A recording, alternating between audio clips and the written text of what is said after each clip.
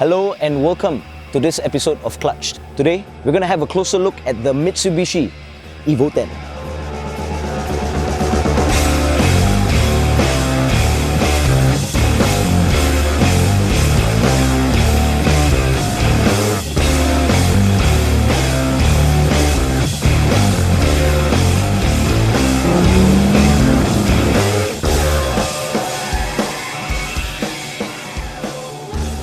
First of all, I want to say a very big thank you to Baddie AppareLs for sponsoring me and the entire Clutch crew with this really cool looking t-shirt. It's custom designed. You can see we got Clutched right there at the back.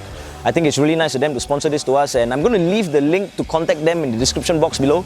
If you're looking for really cool designs, for your crew or for maybe just a group of friends or something like that, do contact them. They've got some awesome designs and you can even customize it. Look at this. I've got mine with my name over here, in case I ever forget my name.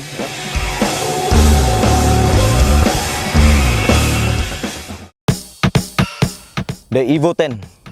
I have so many things to say about this car, I don't even know where to start. Now, I've reviewed the Lancer version of this Evo before, both the 1.5 and the 2 litre, okay? So if you missed out on that, just click the link. I'm going to leave it somewhere around here. Go check that out. As it is, I love how the EX looks. This just kicks it up several notches. It's a more muscular yet sexier looking version of the EX, something like Angelina Jolie, badass and sexy at the same time. If you need something to confirm that Mitsubishi got the looks of this Evo absolutely right, go check out how the biggest rival of the Evo looks like, the Subaru WRX. This body was actually first released in 2007, alright, but for some reason it doesn't look like it has aged, it still looks very fresh. The evolution has actually evolved a very, very long way from the very first Evo released in 1992 from the world of rallying. Now, the thing that I really love about this car is that it has a badass turbo, it's fast, it can give you a whiplash, but at the same time, it can ferry your entire family with baby strollers and groceries and pampers and everything to and fro Legoland. It's the best of both worlds. Pay attention to the drums. Now, the one I have with me is the 5-speed manual GSR version, right? You can also get another one in a 6-speed automatic version. It's also called the SST, and that one has one of the best dual clutch systems to date. Now, we're going to take this Evo 10 for a spin. Oh yeah, this is going to be fun. The car comes with this electronically controlled 4-wheel drive or all-wheel drive system that can send power to or cut off power from any one of the 4 wheels at any point of time, depending on what you're trying to do. So whether you're a drifter or a trekkie or just a mum's taxi, it works. It's like a smart car, It tries to understand what you are trying to do and it helps you to do it. And you can push this car hard into a corner, hard. I'm talking like really hard, and you don't have to worry because it handles like a dream, and it's actually very dangerous. You know why? Because the car gives you a false impression. Because it handles very well and it's very, very stable. Every time you're pushing the car very hard into a corner, you won't think that you are going that fast until you look at the speedo.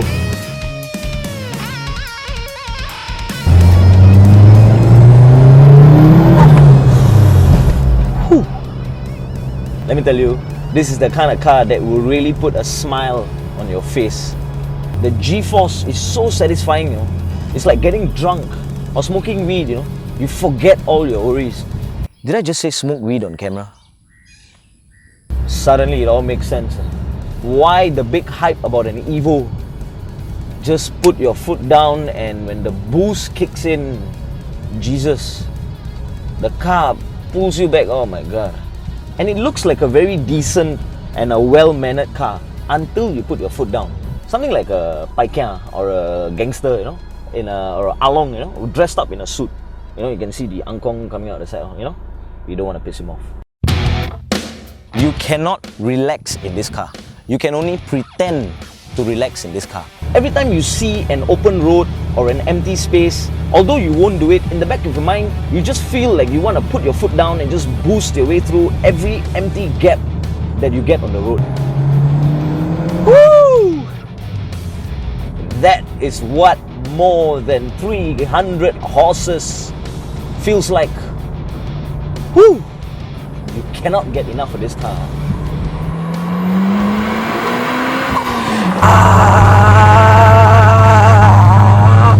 No, I'm not really going that fast.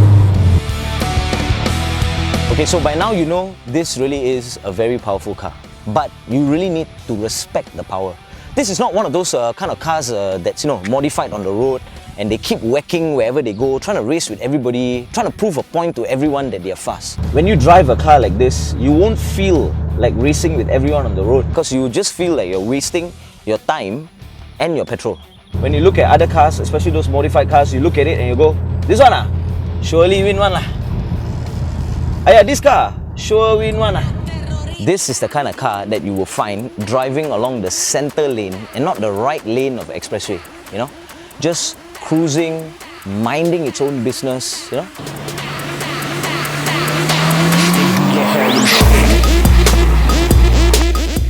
Now, there are many versions of the Evo you can get, but the base, or rather the lowest that you can find stock condition is 280 brake horsepower with 420 Newton meters of torque. So it is 280 upwards. It weighs in a very decent 1.5 tons and it can do the century sprint in 4.5 seconds. For this car, there is no petrol consumption. Actually, I don't want to call it petrol consumption. I'll call it petrol addiction. Why don't you tell me, what does 6 to 7 kilometers per litre sound like to you? Of course, all of this doesn't come cheap. This car depreciates at about $19,000 a year, which is almost the same price as a BMW 520. So you actually have to really, really want this car for you to buy it. And a brand new Evo 10, if you can find one from the parallel importers, because Cycle and Carriage doesn't bring in anymore, it's going to set you back around $250 over $1,000. Now, of course, if you're looking for something like comfort in a car, I would definitely advise you to look the other way. Okay, not that the Evo is not comfortable. It is to a certain extent, but you must have a certain level of tolerance to own a car like this. Okay, so if you want something that's powerful and comfortable at the same time, there are other options for you. This one is just out there for the power junkie. The maintenance is also very high. It is recommended to get an oil change every 5,000 kilometers. Yeah! Tires are expensive, because it comes with 18-inch rims. Let's see, your insurance will also slaughter you. So you can think of this car like a high-maintenance supermodel girlfriend. Every now and then you gotta buy some stupid Prada bag or some what's it called? Mui Mui. Jesus. But every time you go out with her and all the other boys start to stare, it just gives you this damn awesome feeling.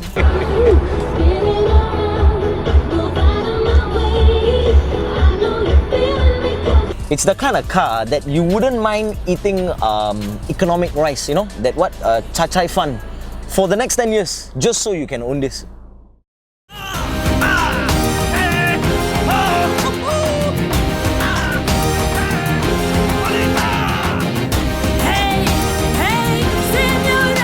Now, the car does come with its flaws, okay? Like the interior is rather bland, for the price you pay.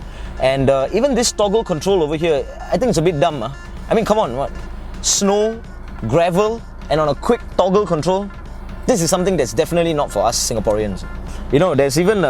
There's even this switch over here, which you can press to spray water on your intercooler, to cool it down if the car overheats, And all these things, it just reflects on the raw DNA of a car that was born in the world of rallying. Let me tell you, this car it is a must be on everybody's bucket list to drive, especially if you consider yourself a petrol head.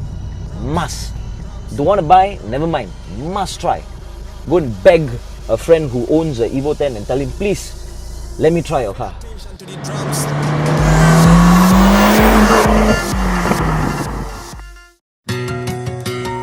The worst part about this is what you're looking at is quite possibly the last range of evolutions that's going to leave the Mitsubishi factory. Awesome cars like the RX line from Mazda, the S2000s and the Integras from Honda, and even the really gorgeous Silvias from Nissan have all been put to rest. And it seems like this Evo is going to suffer the same fate. Simply put, Mitsubishi just does not want to make cars that can give you a whiplash anymore.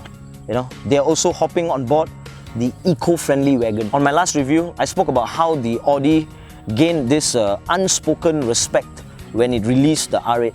And I think the same thing applies to Mitsubishi, you know. Without the Evo, I think Mitsubishi will just be so damn boring.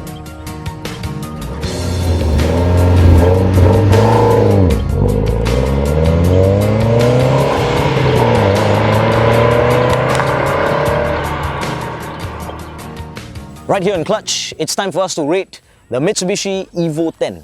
So is it going to be a buy, a don't buy, or an I don't know? Now I want you to understand me when I say this. The Mitsubishi Evo 10 is an I don't know.